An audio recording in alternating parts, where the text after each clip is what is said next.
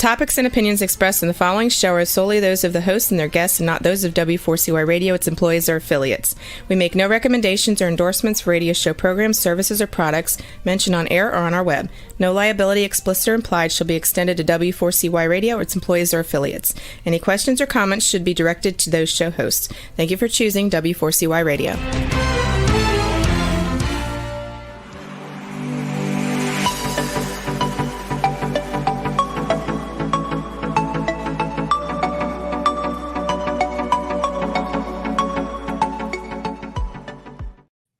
Well, welcome to the Bill Martinez Show. Great to have you with us, sharing a part of your day. For more info on the show, you can check it out, BillMartinezShow.com. We're going to rewind a bit, go back to 1968, the year that broke politics and that still resonates today. In the year that broke politics, collusion and chaos in the presidential election of 1968. Our next guest, the historian Luke Nichter, an author, draws on previously unexamined archives and numerous interviews and upends conventional understanding of the crucial presidential campaign between Nixon, Vice President Humphrey, and former Alabama Governor George Wallace. It shows how it created a new template and tone for election battles, which still resonates, believe it or not, in today's fractured political climate. Luke Nichter, welcome to the show. Good to have you with us, sir. Thanks for having me on. Well, as a historian and also as a professor of history, an opportunity to go back and take a look at 1968. Why did this stick out in your mind that in such a way that you said, okay, this is a story that must be told? Well, I think often in history, while there's many, many books already written on the 1960s, including the 1968 election, I think oftentimes 50 years is about enough time for records to finally be declassified, for personal papers to be opened. And so while this seems like an old topic, perhaps to some in your audience, this is really brand new for history, because this period of history is really now being written, the late 60s, the 1970s. And as you see in the book, there's lots of new evidence that has just been opened recently. Exactly. And then when it aligns with the contemporary narrative of today, you go, whoa, there's a lot of similarity of things that have happened in 68 and how they're being cast and being revealed and understood here in the modern era. Yeah, that's right. I remember one of the people I interviewed, Nixon's longtime speechwriter, Ray Price. He always used to say to me, if the 1860s was a civil war, then the 1960s was a kind of proxy civil war. When you look at how stirred up the nation was, the civil unrest, the draft, the war in Vietnam, the counterculture movement. And I think, just as you said there, I think many people are drawing parallels to today's politics. Well, and you bring up a good point here. You would think that we should have learned from the 1860s, fast forward 100 years, and here we are reproducing. So it leads us to believe that somehow maybe we didn't know the whole truth and nothing but. And because without knowing the whole truth, how can you learn enough so that you don't repeat the same mistakes, Luke? Well, and of course, the national media is always reminding us that we're more divided than we ever have been before. But hold on a second. People who know their history know that as a nation, we've been through lots of other challenges prior to this. Right. And, I think also there's a reminder here of what history is or isn't. People will sometimes say to me, I wasn't very good at history because I couldn't memorize people or places or dates. When in fact, history is much more than that. It's really never over. Because what history is as we constantly have new evidence that forces us to challenge what we thought we knew, forces us to challenge our preconceived ideas. It's really a debate about who we are as a people and how we got here, and maybe even a glimpse of where we're headed next. And so it's not just the static set of events that we all can learn through books. It's really the debate is over the meaning and the importance of the events. And that's the part that never changed, that never ends. And how much more is revealed. Like you said, here it is 50 years later. People are talking where before they wouldn't. Archives are opened up, information now available that wasn't then. So there's only so much we can know from present day history that will still be revealed to us down the road, many decades forward, because that seems to be the pattern, Luke, isn't it? It is, and I'm surprised. Obviously, I'm a 20th century U.S. political historian, but every once in a while, you read about someone in an attic who has a trunk of records from the Civil War, and a new image of Abraham Lincoln that's never been seen, or a document from the Gettysburg Address or something. And so I think, even much further distant events in history, we can still discover important new things about. But I think what in this book, I think the two things that are the most different of any other book that's been written on the 1960s. First of all, this is the first book to have a cooperation from the four major sides. So outgoing President Lyndon Johnson, his Vice President Hubert Humphrey, Richard Nixon, and Governor George Wallace. And I was able to talk to all of the families and about 85 total staffers who surprisingly are still around 50 years later. And I make the controversial argument that outgoing President Lyndon Johnson actually preferred his longtime rival, Republican Richard Nixon, as his successor in the White House, because Johnson concluded that it was better for his own legacy. And so that's really quite a different take, than any other book on the 1960s. Right. And that's the collusion that you're talking about. In talking to these four different historical figures, was there an agreement? Was there a convergence in terms of narrative of, that era of 1968? Well, the difficult thing is, some of them were closer to the boss, so to speak, than others. Some are more out in the periphery. Most of the senior people are gone now. One of the most difficult things as a writer, as a historian, I spend almost every week, I'm in an archive. I was just up at the Reagan Library, the Nixon Library are both closed here in Southern California. Right. And, looking at records is a bit like assembling puzzle pieces, of a jigsaw puzzle. And you try to fit together the story, what's new, what was overlooked before, what's newly released. But records, memos don't say a lot about personalities and personal networks sometimes. Right. And so talking to people really does help to confirm, well, I do remember something about that. I don't trust 50-year-old memories myself. I can't remember what I had for breakfast most days. Yeah. But people who are around who now, with the passage of time, feel freer to talk, things aren't politically sensitive. People still in politics, or especially when their bosses are still in politics, are very unlikely to reveal anything that really changes your idea. So I think when you look at all the evidence, tapes and documents and talking to people, and you triangulate between those, I think that's when it's possible to come up with a new, fresh take on a subject, even one that's been written about so many times. Well, Luke, help our viewers understand, for you as a researcher, when you go into a presidential library, how do you approach this? And, what does it look like? Is it, a typical library type setting, or, is there all kinds of, special security? And then, of course, even when you actually start dealing with the actual historical documents, how accessible are they? Well, that's a great question. I used to be a staffer at C-SPAN, and the best boss I ever had, Brian Lamb, he loved to ask writers that kind of process question, just like the kind that you asked me there. I would say they're all a little different. And you look at all the archives that are in the back of the book. Some are federal government, some are state government, some are university campuses that have personal papers. The most interesting one, which is really featured a lot in the book, is the Billy Graham Library and Archive in Charlotte. Wow. And some of these records are paper. Some have been digitized. So you're looking at them on a computer screen. Some of the originals are very fragile, so they don't like to serve those to researchers unless they really have to. Right. But in the case of the Graham materials, it was his records then were at Wheaton College, his alma mater, where he met his future wife. And there's a building on campus called the Billy Graham Center, where they also have Chuck Colson's papers and other kind of relevant papers for his ministry in that time period. And the Billy Graham papers, in the midst of this research, Billy Graham died at age 99 in February of 2018. And this was totally unexpected to me. And the archivist at Wheaton College said, we have some things here that you might want to come look at. And one researcher's looked at them for the British royal family, as it turned out, because he had extensive contacts with the royals, but no one's looked at the rest of it. And so I went there and started going. I refer to it kind of in shorthand as the Graham Diaries. He called it his VIP notebooks. Wow. And these VIPs were presidents. And because he lived to be so long, it's over 50 volumes of contact with presidents beginning in 1950 with Harry Truman that go all the way to 2014 with Barack Obama. And it's verbatim conversation. It's contents of their prayer life at times. It could be a part scrapbook, kind of when they're photographed together, or a White House lunch menu with some notes he might have scratched on the back, or maybe something the president leaned over and said to him. So it's really kind of part diary, part scrapbook.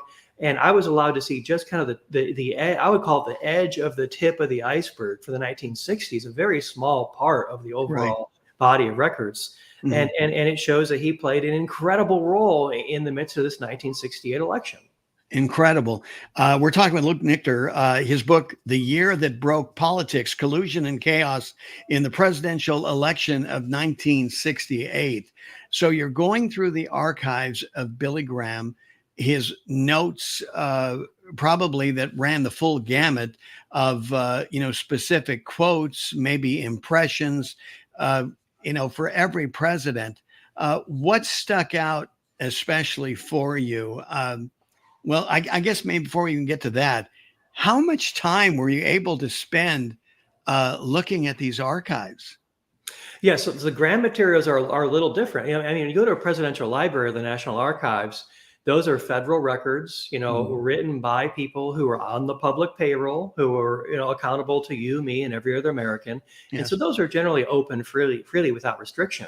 But you talk about private records. In the case of Graham's records, he was not a public official on the public payroll. So these records are still in private hands. And so I was allowed to see quite a bit of the diary. And then when it came to, I then had to work with their general counsel's office to get permission to use what you see in the book. Oh, wow. And they were very cooperative and very easy to work with. I think my key takeaways are, I think Graham always considered himself to be a lifelong Democrat, kind of a conservative, moderate Democrat, very pro civil rights. Even in segregated facilities with his rallies, he never allowed that to happen. People freely mingled because, of course, he wanted to reach everyone, across the political spectrum. And so the Graham material, some of them are I would call it a daily diary. Some of them are written. Some of it's dictated and typed up after the fact. Some of it's, like I said, news articles and kind of part scrapbook, really kind of a hybrid diary. And in 1968, there's a whole chapter in the book that I call Messenger, because I think that accurately captures the role that he played. I think consistently, Graham really wanted the best for the nation, for the country. Yeah. He wasn't a partisan operative, and it's nothing that I see at all. Right. He was really good friends with LBJ, but he also had this friendship with Nixon. And he passed messages between the two of them for a couple year period at least. And the peak of this activity goes until about Labor Day of 1968, just a couple months before Americans voted that November in 1968. And in one of the messages he passes from Nixon to Johnson in the Oval Office is that as president, now that's pretty speculative at that point for Nixon, that a President Nixon would not criticize Johnson by name. He would give him credit for the Vietnam War when it was all settled and over with. He would consult with him regularly in retirement, give him meaningful duties, and would give him as best a place in history as Nixon could possibly give him. And I thought that was just incredible to find a document like that. Exactly. And at that point, Nixon, I think, has given Johnson all the ammunition he needs to blow up the Nixon campaign, of course, unless LBJ goes along with it and actually agrees with this, which is my argument in the book. And so Nixon was saying that to Johnson. I think it's exactly what he wanted to hear at a time that many in Johnson's own party were very critical of his presidency. And so it's what's fascinating about it really is even something bigger, a bigger idea that for those of us who watch politics and who are interested, we're basically watching, I say it from the cheap seats, kind of looking at actors on a stage. Right. And so this book really raises a fascinating question that what if at key moments in U.S. history, politics is not what we've been told it is? And I would argue that it was for 68. Well, we've heard the terms kabuki theater often in the modern era. And I think you might be right, is that, there's so much happening, so much nuance. I mean, to the point now, Luke, we find ourselves, talking about the uniparty or the deep state or some other force that's running the government other than elected officials. Well, that's exactly right. And I think, deeply entrenched on both sides, in the classroom, I kind of refer to it as sort of each party has kind of an activist wing. I refer to it as kind of the 20%. I don't know if that's the right number, Mhm. but the idea is strange things happen in politics when a small part of a party can kind of take over the party. And you see this occasionally. Right. And this is a case where I think Lyndon Johnson perceived that those on his left, the Democratic Party, were moving the party in a direction that was away from, call it, the middle middle America, the pendulum of public opinion in Mhm. 1968. And this is the beginning of a time when millions of kind of moderate and Southern Democrats were voting independently, were beginning to cross the aisle. So there's a lot of seismic things going on here in U.S. politics right in the background of this book. Yeah, it's interesting because with Lyndon Baines Johnson's support of Nixon, no doubt that LBJ's presidency was very progressive. And I mean, here he is. He elevates a war on poverty, to which to this day we've spent 25, $30 trillion on the war on poverty. And after everything is said and done, you go, why? What have we done? I mean, the numbers have barely moved after all that investment. But it's surprising to think that somebody that was of such progressive thought and really kind of opened the door, I think, for future progressivism of the Democratic Party, but yet he's willing to hit the pause button in order to ensure his own legacy and to support Richard Nixon. Well, and it certainly would not make me popular at academic conferences to say this, but I think the target of many of these domestic programs, especially like the war on poverty, I think by some measurements, the people have become worse, worse off, as a result of all this expenditure and this sort of social science experimentation, that you see in this phase of government in the 1960s. And of course, when this phase ended in the late 60s, we really, we've tinkered with things since, but this big phase of sort of Civil Rights Act, Voting Rights Act, and war on poverty, I would argue we really haven't ever returned to that again, because I think even many Democrats, Pat Moynihan is an example, Right. a self-described liberal Democrat, longtime senator from New York, but became one of the really fiercest, I think, most reasonable critics of the policy that he helped to build in the 1960s. So Right. this kind of era of experimentation, while it never quite goes away, I don't think we've ever returned to it in quite the same way that we saw in the 1960s.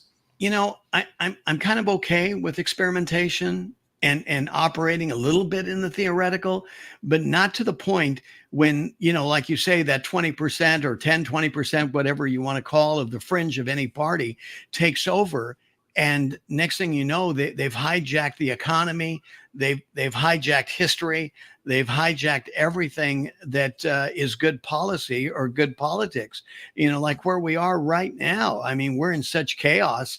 It's like we've lost our moral connection, our moral anchorings, however way you want to look at it, first principles that we can look at and say, okay, we're missing the mark here consistently. Where did we make the wrong turn? How should we, come back and make some adjustments? But when it comes to politics, it seems like it's near impossible, Luke, and especially right now when we're so argumentative. Well, I think you set it up very nicely there. I think, like the 60s, we're at a time today, looking ahead to the election of next year, when people have really lost faith in a lot of the nation's institutions. Exactly. Whether that be the Congress itself at an all-time low. I think both parties, wish they had other options in terms of the top of their ticket into next year. Not everyone, but a good number. Mhm. People have lost faith in higher education and what our universities are doing, K through 12. The national media, and we could make quite a list here of Right. institutions that I would say bipartisan, perhaps for different reasons on occasion, but where we really have lost faith in many of our nation's institutions. And I think that's why in 1968, a figure like Graham, who's not on the ballot, not in public office, was able to serve in the role that he did. Because I think when we lose faith in kind of our official institutions in the nation, that allows sort of an unofficial person to fill a role, because people are searching. They're searching for the truth, and they want a way forward. And we made it out of the 1960s, maybe stronger, kind of. We're still figuring out what happened during that decade. I think but I wonder today, kind of where are the Grahams today? Where are those informal networks? Are there Republicans talking to Democrats? They would never admit it publicly because compromise has become a dirty word in politics for both sides. Everyone thinks compromise means selling out these days. But I wonder today, where are those informal personal networks, that will guide us out of this era? And it may take a number of years for us to look back at this period and make sense of it. Well, I guess my hope and faith, like yours, Luke, is that they are meeting, maybe not in upfront and obvious. The mainstream media seems to be greatly distracted, and that offers covering on both sides, which is kind of okay, I guess. But you're right. I think we're missing, a dynamic figure or numbers of figures. Because I thought myself, and having worked with the Billy Graham Association in the 80s, my thought was when, Dr. Graham was passing, I thought, oh my God, who is going to be the next Dr. Graham?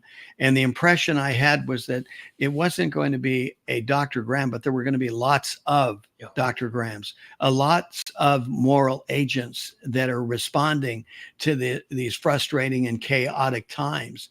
And, and maybe that's a good thing, because I think that, as we work through this, with experience defining preference, is that, we need to understand that we're missing the mark. You've got a majority of Americans say we're on the wrong track. Great observation. Okay, but let's understand, what does the right track look like, right? Well, I think Reverend Graham played a critical role during the year. I mean, the 70 years, basically, of his career, because you can see, I mean, he was very much a bipartisan figure, and what a president told him generally did not leak. I'm not aware of any substantial leak. This was a private pastoral, relationship. And while we didn't know until very recently that he had documented some of these conversations, this was many years after the fact, when these people are all deceased now. And I think he must have felt it was important for history to understand how some of these events really took place behind the scenes.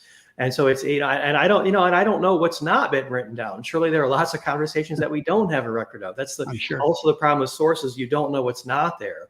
But I think this is just a fascinating, I hope there are, more Billy Grahams in the future, because I think leaders on both sides of the aisle need people, who aren't motivated primarily by partisan politics, and I think really have the best for the nation in mind. Well, you think about this great American idea and how it came to be. You get John Winthrop envisioning America as this light on a shining hill. And some may say that light has been dimmed a little bit, but I'm still hopeful, because I believe that, this is a covenant relationship between God Almighty and the people. And though, we may refer to them as the silent majority at one part, especially during the 60s and 70s and that, they're still there. And and I think you're starting to see some demonstration of this, because people are realizing that it can't be all about politics, that politics is supposed to be downstream the culture. But unfortunately, it's kind of been inverted a little bit, the way I see it, Luke. I'm not sure if you see it the same way, but that it's now we've got the culture downstream of politics. And that's a bad formula, because that has us at each other's throats.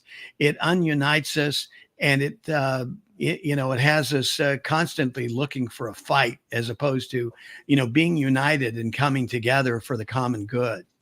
And I think oftentimes the national media does us a disservice. I think their motivation of profit and social media ads, have the effect of dividing us, for the sake of profit. And I think history, though, I think can be a useful guide, as long, I've said this before, but I'm a bit of a cynic. And when I see a new political book, I always wonder, who's the author? Do they have an agenda? Do they have exactly. I do the same thing. It seems like they often do. And right. I think a close reader who knows the subject can figure that out pretty quickly. But, during the New Deal and the Depression, which was a terrible time now for my grandparents, Franklin Roosevelt referred to it as the silent man. Yeah, and then I become the forgotten man was kind of the classification of a person who didn't look for handouts, who went to work, who went to church, provided for their family, and paid taxes. That became kind of the silent majority. And by the late 1960s, that kind of then moved further, maybe to the moral majority in the 1980s. And then, of course, President Trump really capitalized again on that idea of the silent majority. It's a slightly different composition of the group, but I think the concept is still the same. That in our neighborhoods these days, I'm guilty of not getting to know my neighbors as well as I probably should, and others in your audience are the same way. Right. But I think there's still many millions of people. We say things to each other on social media that, at least the way I was raised, we would never say to each other face to face. Exactly. Yeah. And I think there's a core of millions of people. While we vote Democrat or Republican, we go to this church or to no church. I think there is still a lot that binds us together as Americans. And the importance now of a figure who can help us to rediscover that, right. and most importantly, learn how to have a discussion and to disagree, but not be disagreeable. I think we've really lost that. Yeah, without a doubt, because in that process where we have separated ourselves and thrown ourselves into our silos of choice, we really have rendered ourselves stupid, as Jordan Peterson would say, because you're eliminating 50% of the population and brain trust, so to speak. The cumulative intelligence of 350 million people, I'll take that over a dozen any day, because we can sharpen up our blades. We can, debate and advance our ideas accordingly. And we're all the better when you look back in history and you see where there is this collaboration of effort, regardless of, color of skin, background. It's just, for the good of all concerned. My goodness, we move mountains, don't we? I still have a lot of faith in people, I do. My background is, I was pretty much Northwestern Ohio, blue collar, lower middle class kid, first generation college graduate in my immediate family. But I'll tell you something that graduate school doesn't teach, and that's common sense and courtesy toward other people. Right. And so, I think I think there is, again, we've been Austin, Texas area, the Midwest, the Washington, D.C. area, and now life has taken us on this adventure to Southern California. And, wherever I go, people might sound a little different or look a little different. There's a lot of good people still out there. Right. And the question is, how do we mobilize this and use that as a guide, out of this chaotic era? I think it's going to happen. I think there is going to be that Billy Graham, or there is going to be that person that captures this idea of the silent majority or the forgotten man. And we need to return to common sense and what works for the majority of people. Yeah. And as you say, it was interesting. You mentioned Austin, Texas. I was just seeing the other day where these driverless cars have gone nuts in Austin. Did you see that? I did not see the latest one, but this is a phenomenon, and a lot of these self-driving car and the Teslas and others that have these features. Yes, it's a fascinating idea, but I sure hope we can work the kinks out of them. Well, we have to. I mean, they're running into each other, poles, all that. The thing is hysterical. This bit of footage, the police pulled it over, or thought it was pulling it over, and they go there, and there's nobody there. Who can they ticket? Well, it sure raises constitutional issues about, Fifth Amendment, like facing your accuser, and what if one of these cars hits you? And what recourse do you have? Yeah, I mean, anyway, excuse me for making a hard left on you, but when you mentioned Austin, I just all of a sudden I flashed on that and thought, boy, this is something that we have to work out. But getting back to the situation of a free press and our First Amendment. This is where I believe that the free press, our national media, has disserved the Constitution and we the people, because their job, and the reason that a free media is so protected and highly regarded, is so that they can hold accountable these institutions that are supposed to serve us. And unfortunately, they've gotten, as some would say in the business world, inside of the bubble. And once you do that, you have violated confidence, you have violated your brand. And this is what's lacking in these institutions: consistency that is aligned with the U.S. Constitution. They've broken rank. And this is all contributing to the chaos that we're realizing today, in my humble opinion, Luke. No, I think you're right. In the 60s, it was a little different because all of the media were on the left. There really was no, and whether it be print or magazines, the dailies, the weeklies, young people especially, there were three networks, ABC, CBS, NBC. Public television was kind of a new thing that was coming along, and they were all on one side. And then now you do have much broader, proliferation across the political spectrum. But I think in a sense, they all take the same approach. I mean, even those on the right sort of mimic the approaches on the left. And I remember something smart that we had former Secretary of State Condoleezza Rice on our campus here in Orange County in Chapman last spring. And she said something that sort of challenged me personally. She said, we all have our news feeds every day.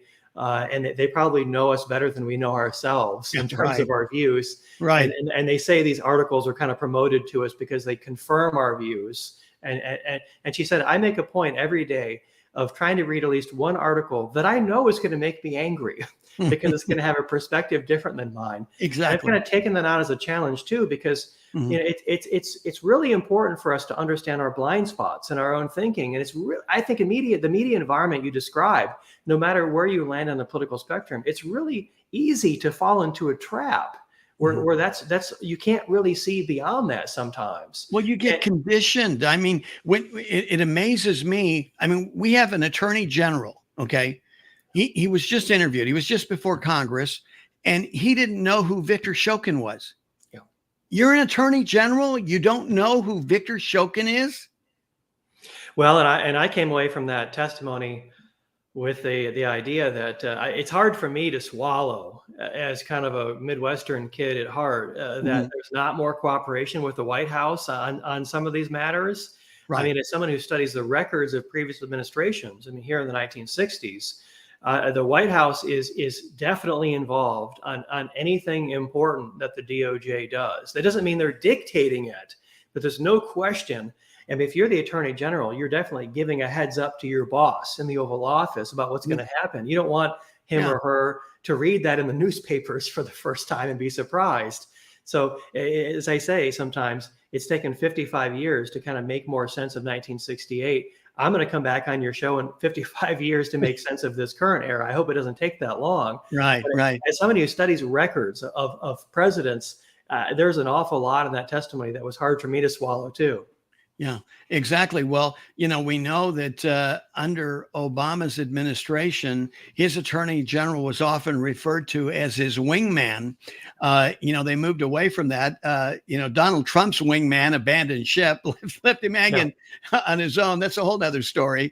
But in this particular case with Garland, I mean, he may not directly take orders, just in the same way that Lois Lerner may not have gotten a specific order to go after all these Tea Party organizations or these conservatives, but there was a wink, wink and a nod, nod, because after that message went out, Lois Lerner went directly after all the conservative groups. And I maintain to this day, Luke, that that has effect anywhere from 10 to maybe a dozen voting cycles, what she did. And to this day, these Tea Party organizations, conservative groups, have never been granted their tax exemption position, which they had every right to have.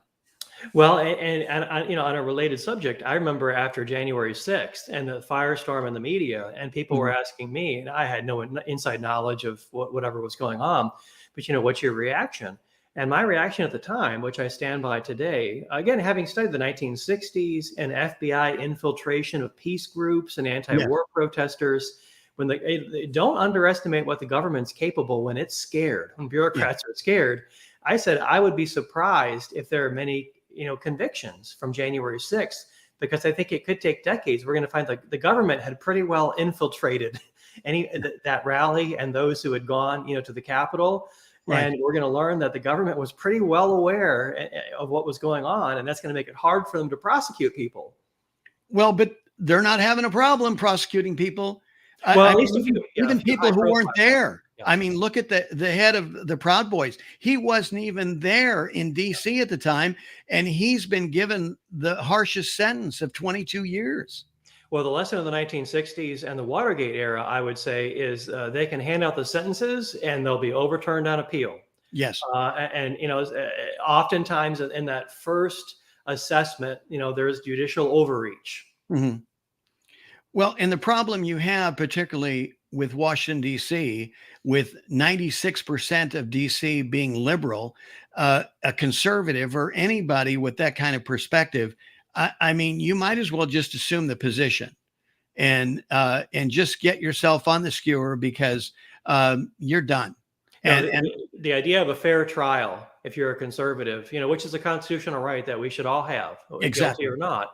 It's just not, depending on your politics. There are pockets of the country where that's just not possible, based on the judges, based on the jury pool. Mm-hmm. Well, and Luke, what do you think? I mean, do we get to some point where we finally just say, look, if we're going to have trials, and you really are, you're supposed to have a trial of your peers, then you need to be in an area where your peers exist, not some area that is so one-sided. For example, like, you had on the other side, you had a Democrat attorney who was caught breaking the law, but because his case was dealt with in DC, pretty much got away with it. Hey, we're getting into all kinds of controversy here, so I'll throw out another one. Okay. Where in the world does President Trump get a fair trial? Yeah, exactly. And secondly, what does a fair trial look like? Describe that for me. I don't know. I wish I had the answer. Well, and the unfortunate thing is it's going to come down, like you said, it'll go to appeal, and then it's finally going to end up where it probably maybe should have been preempted a long time ago in the Supreme Court. And it's going to be a decision by maybe one or two judges. And then that still leaves us divided. Yeah. It's just amazing, particularly when you bring up Donald Trump. I mean, the Russian, collusion deal, which, was false from the very beginning. The FBI knew it was false. They continued to pursue it. They got outside their lane. They violated their brand identity in terms of, justice and fairness. And they went after, they turned into a political apparatus for the Democratic Party. And they've messed us all up ever since, because even though they spent millions and millions of dollars to adjudicate this case, a special prosecutor and everything, they came up with bupkis. And the people still didn't believe it. They didn't believe it to such a degree. The Democrats said, well, it's not over. So now they're going to come up with another make-believe story of why they should impeach Donald Trump. So now we're going to do it over a phone call. And the ironic thing is, here it's gone full circle. The phone call that they accuse President Trump of is evidenced by Joe Biden himself saying he did affect a quid pro quo decision in holding out $1 billion in order to fire the prosecutor that Merrick Garland didn't even know. So, I mean, this is absurd where we are right now, but this is today's politics. Well, and when, I think each time there's another federal charge or an impeachment talk, I think all they're doing is guaranteeing that Trump is the nominee. Oh, without a doubt. Because it just continues to enlarge the spotlight on him. Mm-hmm. And then when impeachment doesn't work, now it's state by state trying to disqualify him from the ballot. The latest thing here in California is that California controls the ballot, and we're going to remove him from the ballot. Right. And as you say, I think all these things are going to be on the fast lane to the Supreme Court, because these are not state issues. These are federal issues. Exactly. That are going to quickly exhaust any lower level of adjudication. And that's the only place they can go, is the Supreme Court. Exactly. And we need the Supreme Court to really come in and preempt this, don't we, Luke? I mean, because how long can we chew on this? This is, disunifying. It's disturbing. This continues. And now at the end of 2024, we're going to end up with another 2020 election or a 2016 election, us against them. We don't believe in the results. I don't know if America can live with another 4 years of this kind of wackiness, questioning the results of a federal election. Well, and to go back to my book title, The Year That Broke Politics, what we're talking about is what politics looks like when it's broken. Exactly. When things don't work the way they should. Right. And so really, though, what do you fall back on as an American in that time? And you fall back on it's the three, the faith, the flag, and the family. Yes. That there are millions of people who on both sides who say enough. Let's move on. Right. Yeah. They want to disengage from politics and go back. I call them first principles. We got to come back to first principles, the things that we all agree on. I don't care if you're a Democrat, I don't care if you're Republican, independent, whatever. But I think that if we all got in the room and said, hey, just like you said, the faith, the family, and what was that? You said faith, family, faith, family, and flag. Faith, family, and flag. You get people in the room, and you'd probably get 80% easy right off the bat that would agree with that. Yeah, and hey, let's just take all the best ideas wherever they come from. It doesn't matter who owns them or takes credit. Exactly. Maybe we don't need much in Washington. We can govern ourselves. Well, I think our founding fathers, that's what they intended. Yeah. They intended to limit government as much as possible, but government cannot help itself. Humanity, I mean, we're human beings. We're flawed. We make mistakes. And, even the children of Israel, here they have God Almighty as their king. They say that's not good enough. We want an earthly king. It's just this continuum of a repeat of history and a demonstration of, of our frailty and ineffectiveness, because nobody has all the goods, Luke. But I will say again, though, the lesson of history is, we're going through the eye of the storm right now. Mm-hmm. And when you're in the eye of the storm, when you're in the valley, you can't see beyond that. It's dark. Yes. And we got through the 1960s. We will get through this somehow or another, and we will be able, with some personal, professional distance, look back on this, and it'll all make sense how we got through it. But I think that's part of the challenge right now, is that we can't quite see our way out of this. Yeah, it's the challenge, and at the same time, it's the hope, as you say, because when you look back historically, we've been here before. Yep. We've been able to battle through, and I think, because of the Constitution. I mean, here we are. We're not even a week away from Constitutional Day, which was last Sunday. And I tell you, Luke, I encouraged our viewers and our audience, leading into that day to, spend a moment. I mean, what are we talking? 4,000 words in the Constitution? What a beautiful document. Remind yourself of what our founding was all about, and uncharacteristic of the modern era.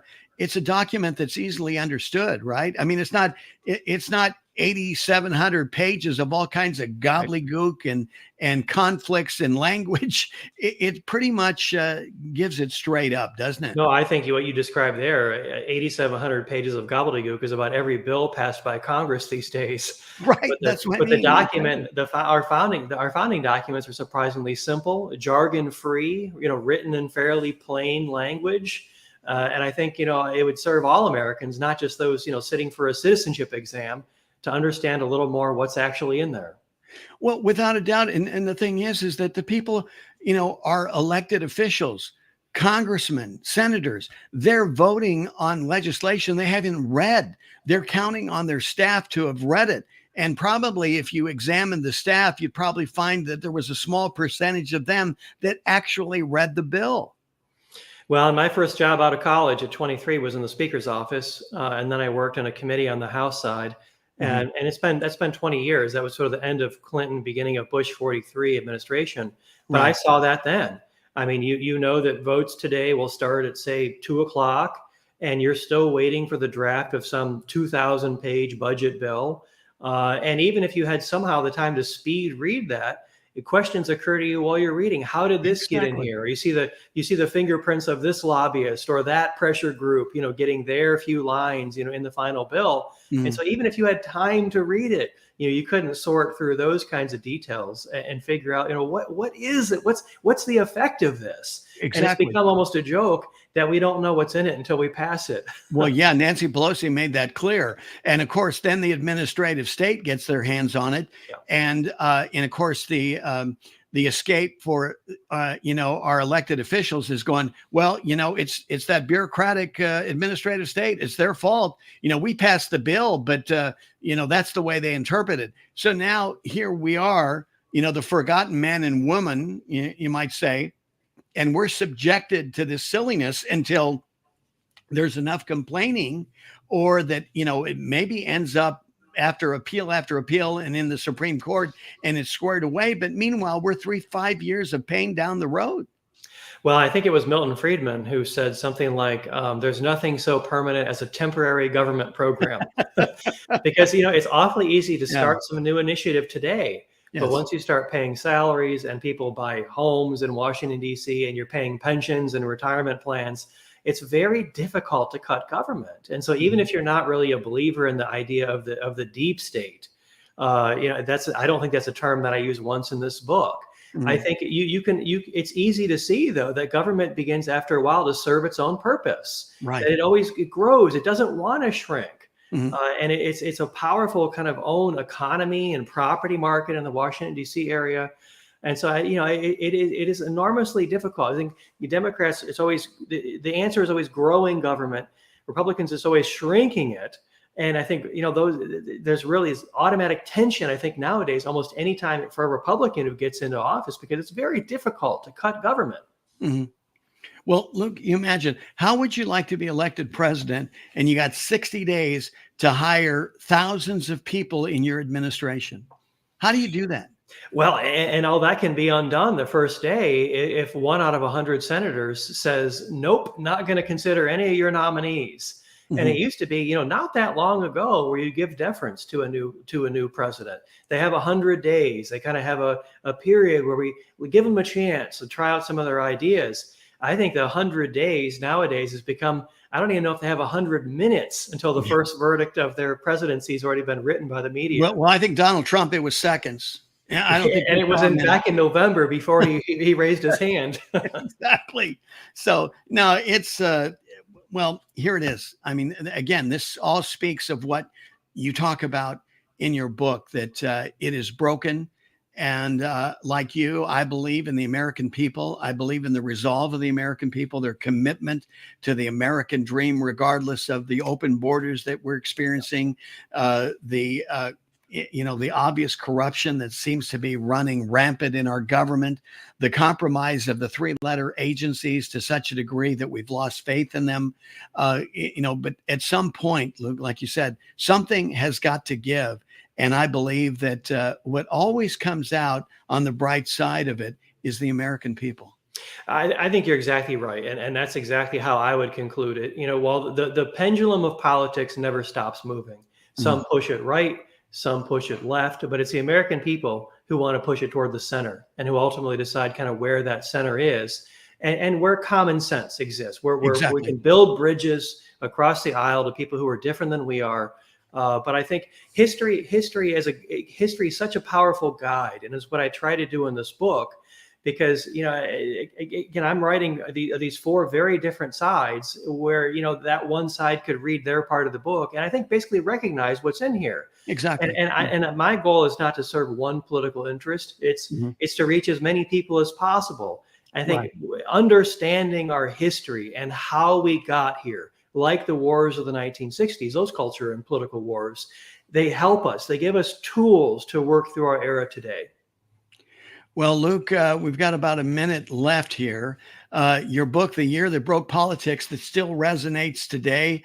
In the year that broke politics, collusion and chaos in the presidential election of 1968. I'm going to let you give a final summary and remind people how they can get their hands on your book. Sure. Well, again, it's been a great pleasure. Easiest way to track me down. I love to hear from people. I get questions just about every day. I would say LukeNichter.com, LukeNichter.com. And you can find out more about me and reach out, whether you agree with me or whether you disagree with me.